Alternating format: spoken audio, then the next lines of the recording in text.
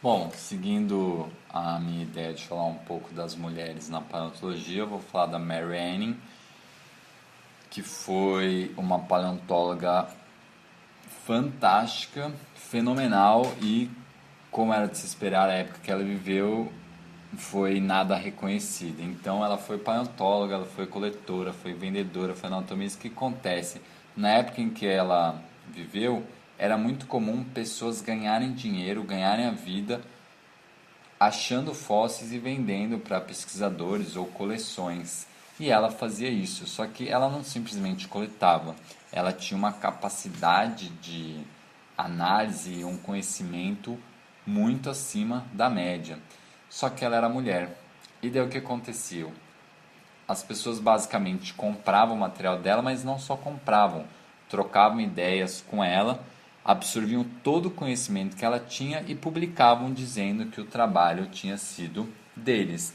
Ela foi muito, muito importante no estudo dos ictiossauros, por isso que eu estou pondo ela aqui após falar dos ictiossauros, mas ela estudou uma gama grande de outras formas de vida do passado.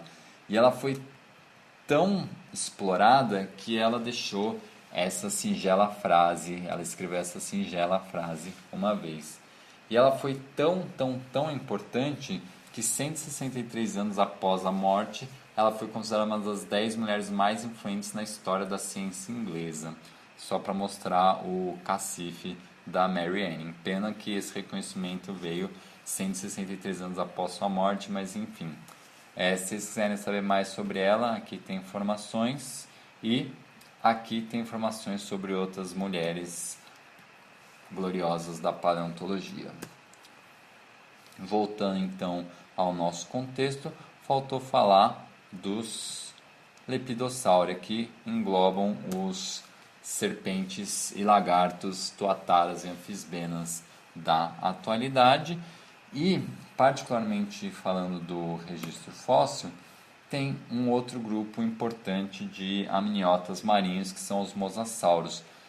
De novo, a gente observa o mesmo padrão nos membros, como adaptação à vida aquática. A gente observa também a cauda sendo adaptada numa nadadeira caudal. É um grupo que tinha uma variação de tamanho considerável, podendo atingir até em torno de 8 metros. E esse grupo eles foram predadores topo de cadeia. Então isso daqui é um pouco da dieta de mosassauros de grande porte. Eles comiam peixes, eles comiam outros amniotas marinhos, eles comiam aves, eles comiam dinossauros, eles comiam pterossauros, resumindo, eles comiam tudo que estivesse dentro d'água ao seu alcance. Bom, eu não vou falar muito das plantas aqui, eu só vou chamar a atenção de alguns grupos importantes que, essencialmente, durante o Triássico e Jurássico, grupos importantes de planta foram acrogimnospermas, plantas com sementes, mas sem dupla fecundação, flores e frutos que representam as angiospermas.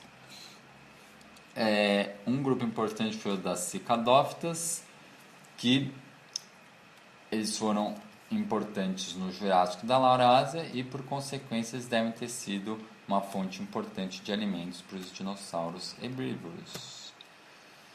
Outro grupo importante, as ginkgobiales, hoje representado exclusivamente pela ginkgo biloba, que todo mundo já deve ter ouvido falar da ginkgo biloba, que disse que cura tudo e traz dinheiro, fortuna. Bom, dinheiro e fortuna é a mesma coisa, mas enfim, é milagroso. E também foram importantes no Jurássico, do Jurássico ao Cretáceo, e provavelmente foi uma fonte importante de alimentos dos dinossauros herbívoros. E por último, as coníferas, os pinheirinhos. Os pinheiros, eles foram muito abundantes entre o Jurássico e o Cretáceo, particularmente nas áreas de clima mais seco. É um grupo que tem adaptações para essa estresse hídrico, e onde tinha condições de temperatura de clima mais seco, é um grupo que se tornou abundante. E, de novo, provavelmente foi um grupo importante na dieta dos dinossauros herbívoros.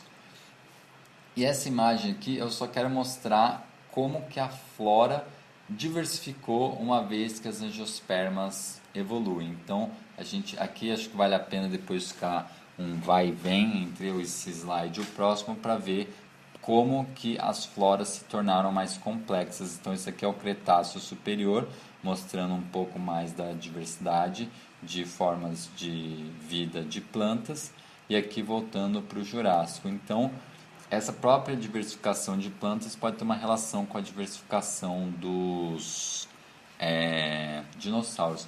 E agora só para a gente ver um pouco como é que era a vida da Terra durante a vida na Terra durante o Mesozoico. Então, no Triássico inferior surgem ictiossauros, que são esses répteis, esses tetrápodes amniotas aquáticos, surgem os testudines e surgem os dinossauros ornitisquia.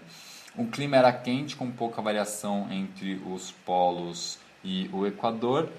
No hemisfério sul não tinha calota polar, mas o clima era ameno e úmido e dominou a flora de Dicroidium, que é uma pteridosperma. Os sinapses apresentam uma nova irradiação, particularmente domínio dos sinodontes. Já no Triássico superior, os sinodontes declinam, os diápses tornam a fauna terrestre predominante, surgem os outros grupos abordados, então plesiosauros representados aqui, saurísquias não estão representados aqui, pterossauros, esses animais voadores, primeiro grupo de tetrápodes a conquistar o voo, e crocodilomorfos. Outros acontecimentos, o clima se torna quente e seco no hemisfério 1 e a flora de dicróide é substituída, portanto, por coníferas. Nos continentes ocorre a radiação dos arcossauros e nos mares a radiação dos plesiosauros e ictiossauros. No Jurássico, eu ainda não falei deles, mas vai ser tema das próximas aulas, surgem os mamíferos e as aves. Nos continentes o clima é quente e mais úmido que no Triássico, tem um predomínio de cicas na Laurásia, aqui na Laurásia.